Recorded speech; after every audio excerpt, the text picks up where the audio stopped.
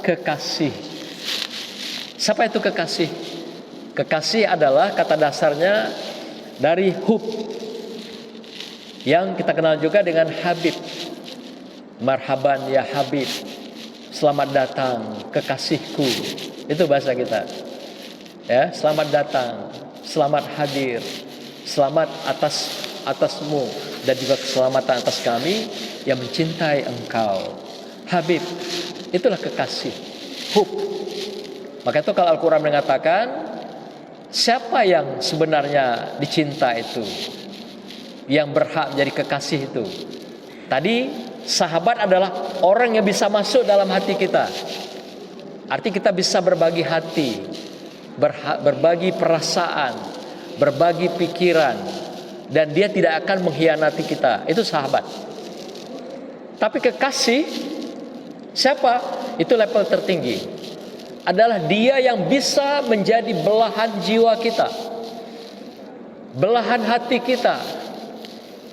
Artinya dia sudah berada dalam tarikan dan napas kita. Dia berada dalam aliran darah kita. Dia ada di dalam pikiran kita. Dia ada dalam hati dan rasa kita. Dia ada dalam langkah-langkah kehidupan kita. Itulah seorang kekasih. Itulah makna hakikat cinta. Siapa dia yang sebenarnya demikian? Allah dan kekasihnya Rasulullah.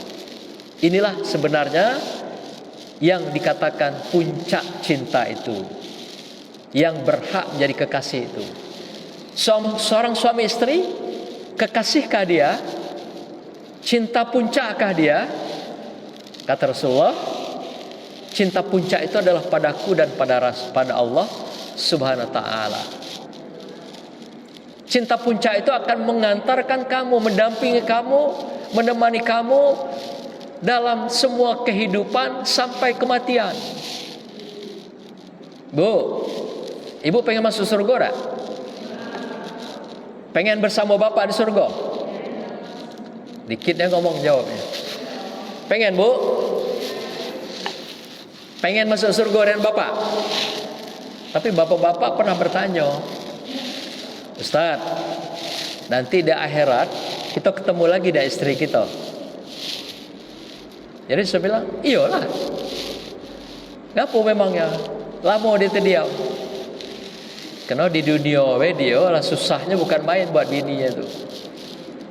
Kalau di akhirat ditambah lagi kayak dunia, akhir-akhir gimana katanya gitu. Maka itu diluruskan, bahwasanya ketika di akhirat nanti galau-galau perangai yang buruk di dunia itu jadi elok, Bu. Ibu yang sekarang lah berumur 50 tahun ke atas kaget jadi remaja galau. Yang lah mulai keriput, kendor-kendor, kencang galau. Mau kencang dah, Bu? Bu. Kau jangan ragu-ragu jawabnya. Tapi ada syaratnya. Istri dan suami yang soleha. Nah, di sini ada cinta, ada kekasih. Suami dan istri yang mencintai, yang mengasihi karena Allah. Jadi kalau dia saling mencintai karena suami istri baik, tidak ketemu, Bu. Coba kalau bapak meninggal, ibu-ibu ada yang mau ikut tak? Ada yang mau ikut? Berarti tak cinta tak? Kata cinta sehidup semati, Bu. Kalau bapak-bapak ibunya meninggal, bapak mau ikut ibu tak?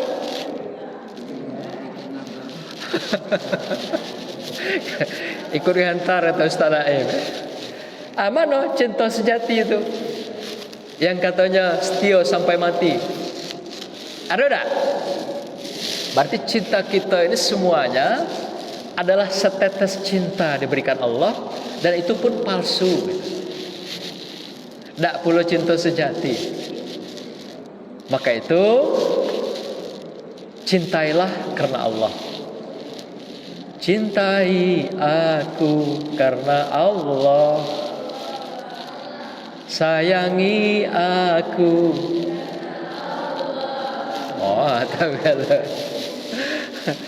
Ada lagu Rita Sugiarto, ya, mencari pacar dunia akhirat. Wah, pacar dunia akhirat.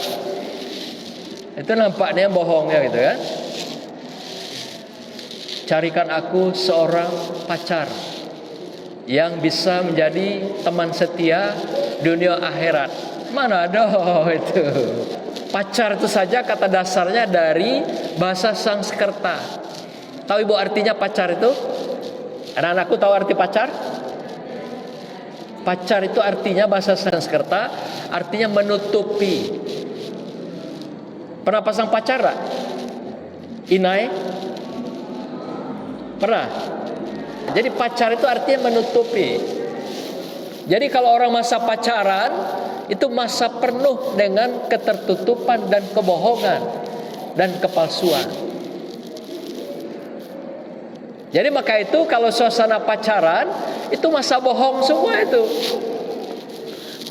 Ya, masa penuh dengan kemunafikan, penuh dengan kecurigaan, penuh dengan berbagai dusta. Nah, itu orang pacaran. Nah, maka itu pacar dunia akhirat tidak ada lah. Tapi suami dunia akhirat ada, dengan syarat suami dan istrinya soleh dan soleha.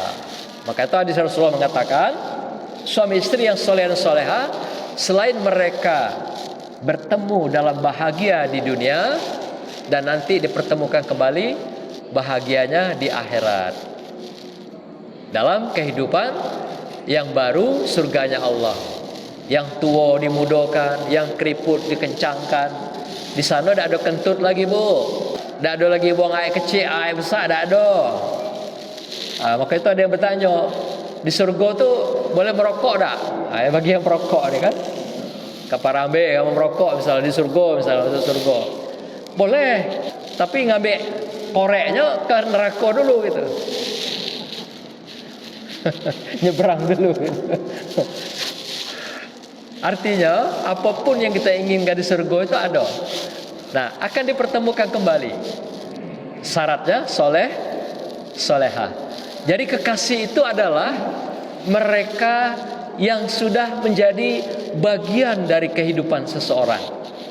Di hati dia belahan hati, di jiwa dia menjadi belahan jiwa, dalam pikiran dia menjadi belahan pikiran. Artinya seorang yang kita kasihi itu tentu kasihnya adalah karena Allah.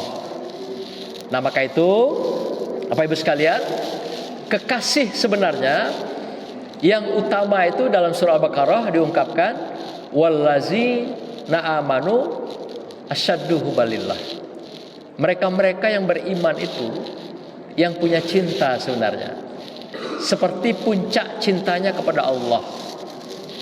Asyaddu hubbalillah. Jadi mereka yang berimanlah yang bisa mempunyai cinta itu yang sejati. Sebagaimana dia mencintai seseorang, berarti dia mencintai sesuatu atau seseorang itu adalah bagaikan dia mencintai Allah. Kenapa? Karena itu adalah ciptaan Allah, karena itu adalah makhluk Allah. Jadi dia mencintai seseorang, mencintai sesuatu adalah karena sang penciptanya. Jadi bukan karena istri kita, milik kita, nggak ada, bu. Bapak, suami kita, milik kita, tidak. Kita semua diamanahkan. Diamanahkan untuk memelihara cinta itu, memelihara suasana kehidupan penuh suasana kekasih itu. Kekasih artinya kata dasarnya kasih. Kasih kita rela, ikhlas, mengorbankan apapun kepada sesuatu. Nah, tentu puncak pengorbanan kita adalah kepada Allah dan kepada Rasulullah Sallallahu Alaihi Wasallam.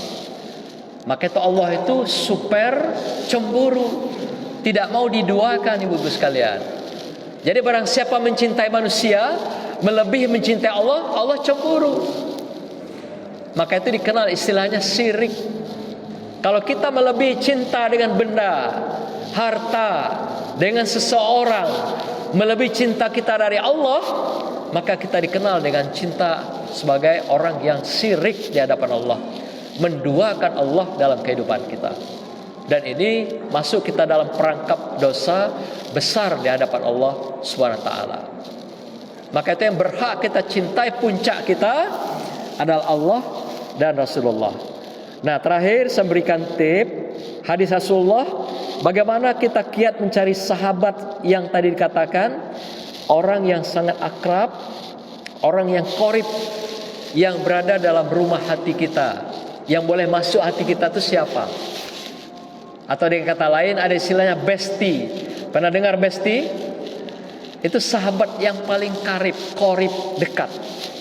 Rasulullah memberikan jalan untuk mencari sahabat itu ada 3 karakter. Pertama, man iza sahib tahu zanaka. Apa yang dikatakan itu? Pertama, kamu pilihlah jika mencari teman yang ketika bersamanya atau dia bersamamu, dia akan menghiasi keindahan hidup kamu. Indah akhlaknya, perilakunya, tutur katanya, perbuatannya, berpakaiannya, makan dan minumnya, semua indah, sehingga kamu akan terbawa dengan keindahan dia gitu. Itu dikatakan Rasulullah tadi, cari teman yang seperti aromanya minyak wangi, sehingga kita dapat baunya, aromanya, harumnya dalam kehidupan kita. Nah, tapi kalau tadi tukang besi, pasti kita bau, pasti kita terluka dan terbakar. Itu yang pertama. Cari teman yang membuat kamu menjadi indah. Rupamu lahir dan batin jadi indah. Rupamu, kehidupan kamu dibawa kepada kebaikan. Teman yang mengingatkan kita, yang mendorong kita, yang membangunkan kita, yang mengingatkan kita dalam lupa, dan mengajak kita kepada kebaikan dan kesolehan. Ini dikatakan teman yang membuat kamu menjadi lebih indah dalam kehidupan ini. Dari tutur katanya, pikirannya, hatinya, ikhlas, dan perilaku perbuatannya, semuanya membuat kamu menjadi indah. Tapi bukan membawa kamu, mengajak kamu kepada kezaliman, kemungkaran, kejahatan, pendusta, berbohong, apalagi menjadi kelompok bully. Gitu kan? Tren kan anak siswa, santri membuli teman-temannya. Yang kedua katanya, mencari teman, carilah mereka yang dikatakan wa iza ghibta anhu hafizaka. Apa itu? Jika engkau tidak berada di sisi kamu atau tidak berada di sisi dia, dia tidak di sisi kamu, dia akan menjaga kamu. Tidak menjelek-jelekkan kita, tidak menikam dari belakang, tidak mengkhianati kita, tidak 2 muka, 3 muka, 4 muka. Dengan si A nanti menjelek-jelekan kita, dengan si B memfitnah kita, dengan si C berghibah tentang kita. Ini teman yang dikatakan orang yang akan merusak kamu, orang yang akan menjatuhkan kamu, tapi bukan menjaga kamu. Tapi teman yang dikatakan tadi level sahabat adalah mereka yang bisa menjaga kamu, baik di depanmu maupun di belakang kamu. Nah, yang ketiga Rasulullah ingatkan kita adalah wa iza nazalat bika musibatun anaka, yaitu apabila engkau ditimpa musibah, dia akan menolong kamu. Nah, banyak kawan kadang-kadang nengok kita susah, nengok kita sedang kecewa, kita sedang dapat musibah, tapi malah dia bukan menolong. Nah, itulah kualat itu. Karena udah ngasih aku kemarin bantuan, kualat itu kena pelit, kualat itu kena tidak ibadah, tidak salat, tidak mau dengar kata aku. Ini bahasa yang keluar. Pernah dengar gak gitu ibu-ibu? Pernah tak? Kebanyakan teman nyumpah kita, kebanyakan teman malah memojokkan kita. Apalagi yang kadang-kadang merugikan dia, kita dirugikannya dulu, jadi kambing hitam. Jadi banyak sekali teman akan mengkambing hitamkan kita, bukan teman-teman yang menjadi kambing putih, apalagi memutihkan kita dalam kehidupan. Nah, maka itu yang dikatakan Rasulullah ini adalah siapa teman yang kamu dikatakan itu adalah teman yang sudah sampai pada derajat sahabat. Mereka yang bisa kita jadikan orang yang masuk dalam hati kita, dalam pikiran kita. Jadi berteman silakan dengan siapapun. Karena ingat, teman itu ada dua. Ada yang teman membawa kepada kebaikan, ada teman yang membawa kepada kezaliman, kejahatan, dan kemungkaran. Nah, kalau masuk dalam sahabat adalah mereka orang-orang yang sudah kita pilih, yang bisa kita seleksi, yang mereka bisa masuk ke dalam hati kita. Kemudian dari sinilah yang nanti kita sortir, yang bisa menjadi kekasih hati kita masing-masing, yang menjadi belahan jiwa, belahan hati, belahan pikiran, dan menjadi sahabat selamanya di dalam kehidupan kita. Menjadi seperti keluarga, seperti Bapak Ibu sekalian, yang menjadi keluarga yang sakinah, mawaddah, warahmah.